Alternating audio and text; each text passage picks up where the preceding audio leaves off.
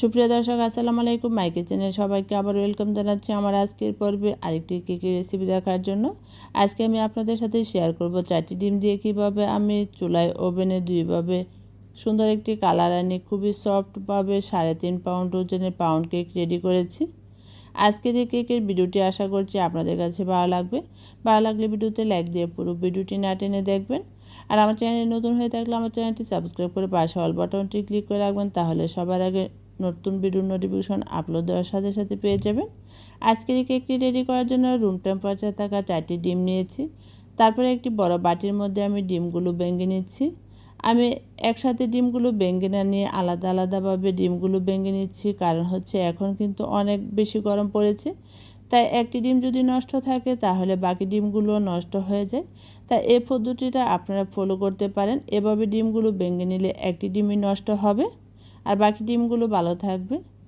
আর ডিমটা কিন্তু অবশ্যই ফ্রিজে থাকলে 1 ঘন্টা আগে বের করে রাখতে হবে। এখন একটি ইলেকট্রিক বিটার দিয়ে প্রথমে ডিমটা আমি 2 মিনিটের মতো বিট করে নিচ্ছি। বিট করে নেওয়ার পর যখন এরকম একটি ফেনা হয়ে আসবে তখন এখানে চিনিটা অ্যাড করে দিব। আমি এখানে 1.5 কাপ চিনি নিয়েছি। প্রথমে এখানে 1 কাপ চিনি দিয়ে বিট করে নিচ্ছি। আর মিষ্টিটা সম্পূর্ণটা আপনাদের টেস্ট অনুযায়ী এখানে কম বেশি অ্যাড করতে পারেন। মিষ্টিটা যারা বেশি পছন্দ করেন তারা এখানে 2 কাপ চিনি অ্যাড করতে পারেন। 1 কাপ চিনি বিট করে নেওয়ার পর আমি বাকি হাফ কাপ চিনি দিয়ে বিট করে নিচ্ছি। আর এক্ষেত্রে কিন্তু ফোমটা বেশি ইম্পর্ট্যান্ট না, ইম্পর্ট্যান্ট হচ্ছে আপনার চিনিটা যাতে ভালোভাবে মিশে যায় সেটা খেয়াল রাখতে হবে। চিনিটা যতক্ষণ পর্যন্ত না মিশবে ততক্ষণ পর্যন্ত বিট করে নিতে হবে। আমি কিছুক্ষণ বিট করে নেওয়ার পর সাইডের অংশটা নামিয়ে আবারও বিট করে নিচ্ছি।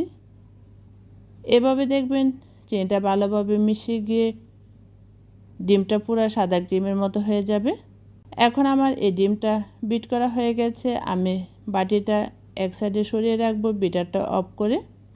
তারপরে এখানে আমি শুকনো উপকরণগুলো মেপে নিচ্ছি। প্রথমে এখানে একটি চালনির মধ্যে মেজারমেন্ট কাপে 3 কাপ ময়দা দিয়েছি। 3 চা চামচ দিয়ে দিচ্ছি বেকিং পাউডার, হাফ চা চামচ দিয়ে দিচ্ছি বেকিং সোডা, হাফ চা চামচ স্বাদ মতো লবণ দিয়ে দিচ্ছি। তারপরে সবগুলো শুকনো উপকরণ চেলে নিচ্ছি। আজকে যেহেতু আমি 3.5 পাউন্ড ওজনের কেক রেডি করছি, আমার পরিমাণ বুঝে আমি শুকনো উপকরণগুলো নিয়েছি। আপনাদের পরিমাণটা বুঝে আপনারা উপকরণগুলো কম বেশি নিয়ে নেবেন। এখন উপকরণগুলো ভালোভাবে মিশিয়ে বাটিতে সরিয়ে তারপরে এখানে আমি ডিমের মধ্যে দিয়ে দিচ্ছি 1.5 কাপ রান্নার তেল। 1 কাপ পাউন্ড কেকের জন্য হাফ কাপ তেল ব্যবহার করতে হবে। 1 টেবিল চামচ দিয়ে দিচ্ছি ভ্যানিলা এসেন্স। তারপরে আমি এখানে সামান্য পরিমাণ দিয়ে দিচ্ছি ইয়েলো কালার। ইয়েলো কালারটা দেওয়ার কারণ হচ্ছে সুন্দর একটি কালার আনার জন্য। তারপরে এখানে আমি অল্প অল্প করে শুকনো উপকরণগুলো দিয়ে মিশিয়ে নিচ্ছি। আমি শুকনো উপকরণগুলো কয়েক ধাপে দিয়ে মিশিয়ে নিচ্ছি। একদম আলতোভাবে মিশিয়ে নিতে হবে।